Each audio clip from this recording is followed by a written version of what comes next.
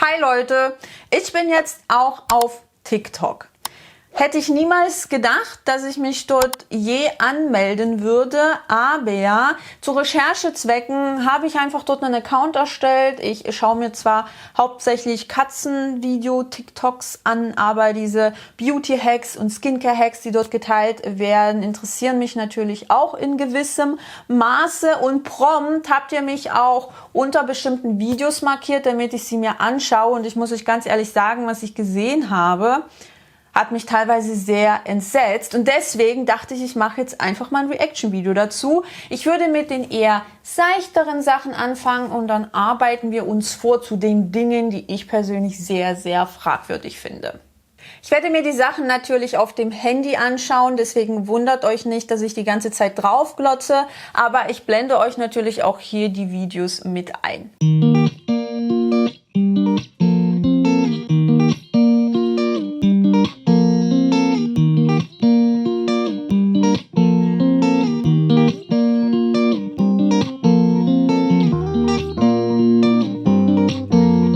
Erstmal möchte ich sagen, dass ich das Video total cute finde und dass es bei mir arge Sommergefühle weckt und dass auch die Frauen in dem Video wunderschön sind.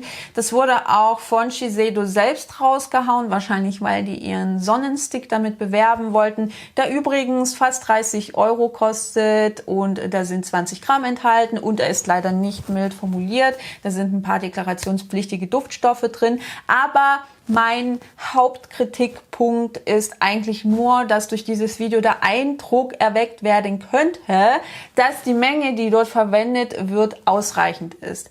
Und eigentlich braucht man fürs Gesicht mindestens 1 Gramm und man sollte natürlich sein Sonnenschutzmittel nicht nur hier auftragen oder hier oder hier oder hier, sondern wirklich sehr, sehr gleichmäßig, damit man auch tatsächlich den Schutz bekommt, der auf dem Produkt draufsteht und damit auch alle Hautareale ordentlich geschützt werden. Denn in der internationalen Testmethode, um eben die Schutzleistung von Sonnencremes rauszufinden, werden 2 Milligramm der Sonnencreme pro Quadratzentimeter Haut aufgetragen, weswegen es sich eben empfiehlt, fürs Gesicht zum Beispiel mindestens 1 Gramm zu benutzen und das war jetzt zumindest in diesem Video überhaupt nicht der Fall.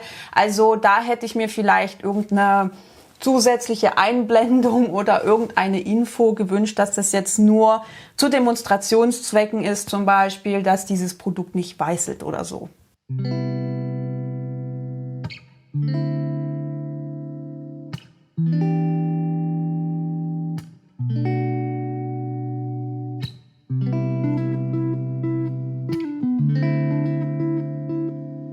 Ehrlich gesagt weiß ich nicht so genau, was ich für Schlüsse aus solchen Videos ziehen soll, denn ich denke, dass wir alle wissen, dass eine Orangenschale nicht das gleiche ist wie menschliche Haut. Auf einer Orangenschale befindet sich nochmal eine Wachsschicht und klar, auf menschlicher Haut finden wir auch lipophile Bestandteile, wie zum Beispiel Talg, aber es sind eben auch hydrophile Bestandteile vorhanden, wie beispielsweise Schweiß und deswegen finde ich es immer so ein bisschen schwierig, eine Orangenschale mit menschlicher Haut ins Verhältnis zu setzen, zumal Double Cleansing auch nicht für alle funktioniert und der Reinigungsschritt einer der reizendsten bzw. irritierendsten Schritte für die Haut sein kann. Da kommt es natürlich auch extrem drauf an, wie oft man reinigt, was man zur Reinigung benutzt, wie man überhaupt reinigt. Aber da pauschal zu sagen, man muss Double Cleansing machen, damit die Haut richtig sauber wird, halte ich für falsch, weil einfach auch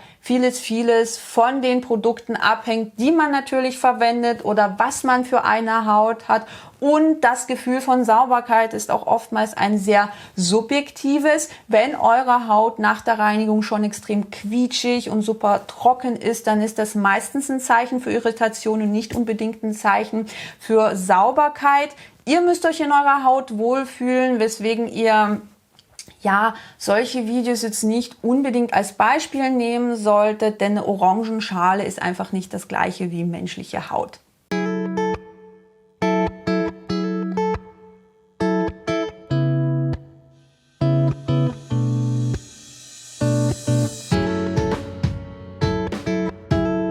Von solchen Beauty-Hacks bzw. Skincare-Hacks halte ich nicht sonderlich viel, denn dieser ständige Wechsel zwischen sehr kalt und sehr warm kann natürlich die Haut zusätzlich reizen, was sich nachteilig auf die Entzündung auswirken kann, und das wiederum kann natürlich vermehrt zu Pickelmalen führen. Es gibt etliche Methoden, Pickel lokal zu behandeln, zum Beispiel mit so Anti-Pickel-Patches oder BPO oder Salicylsäure oder eben einer mild formulierten Zinksalbe, aber davon würde ich eher abraten.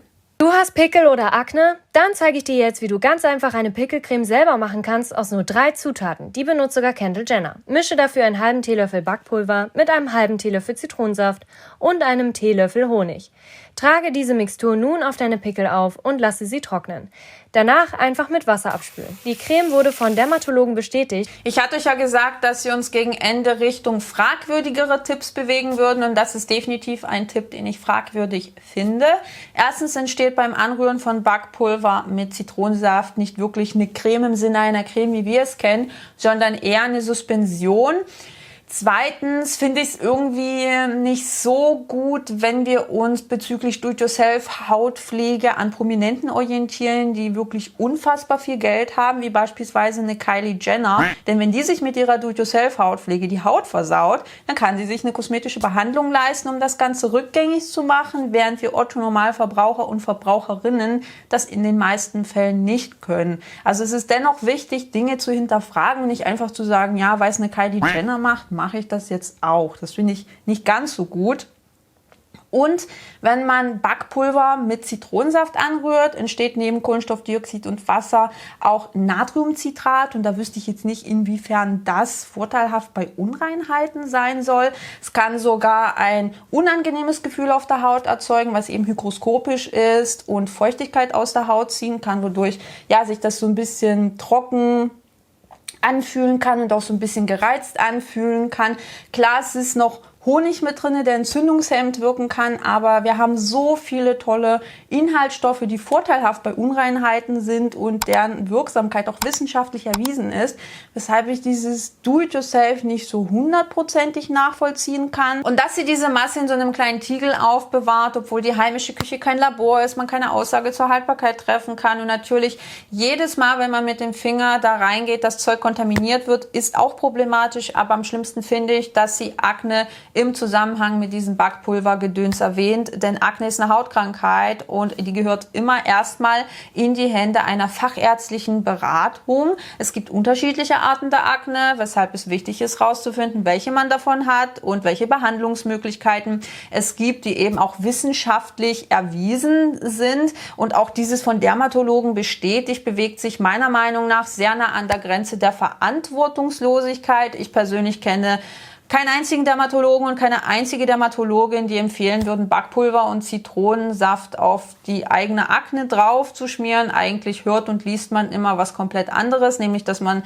die Finger von solchen Do-it-yourself-Sachen lassen sollte, wenn man eben Akne hat, weil es einfach eine Krankheit ist und solche Sachen die Krankheit eben noch schlimmer machen könnten. Das finde ich persönlich am schlimmsten an diesem Video und an diesem Rezept und wirklich extrem verantwortungslos.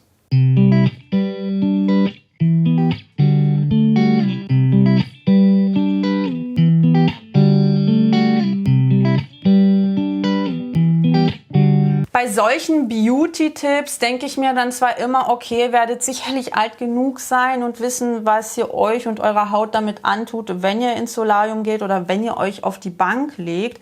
Aber auf TikTok sind ja auch unfassbar viele junge Menschen unterwegs, die unter 18 sind.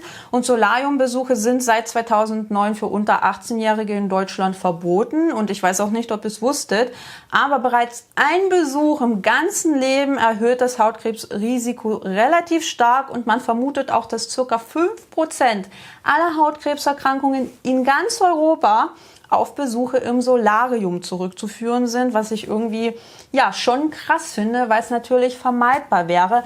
Aber das müsst ihr natürlich selbst entscheiden, ob ihr euch diesen Risiken aussetzen wollt. Und ich bin mir auch etwas unschlüssig, ob man das Ganze als Beauty-Hack bezeichnen sollte, weil man sich doch sehr bewusst einer intensiven Bestrahlung durch UVA-Strahlen aussetzt, weil diese Röhren natürlich hauptsächlich UVA-Strahlung produzieren und dies eben wiederum für Photoaging, also lichtbedingte Hautalterung, verantwortlich.